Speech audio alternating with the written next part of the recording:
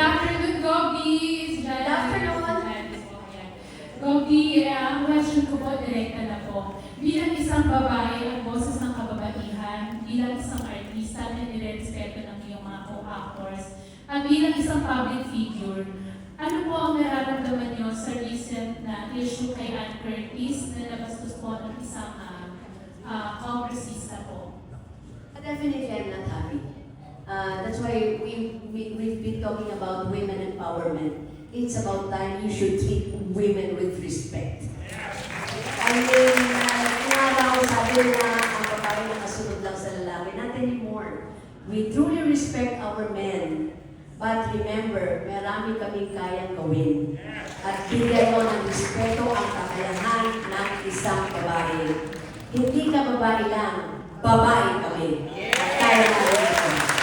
So, don't underestimate us. Don't say bad words against us. Kasi kahit paano, aalma kami. Bago ka magsalita ng hindi maganda, tingnan mo muna ang sarili. Napakahusay. Very well said.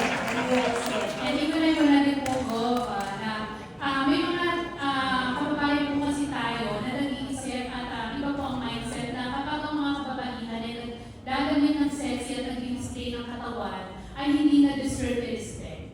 Your opinion po? Okay, huwag naman nilang lahatin ang kababaihan.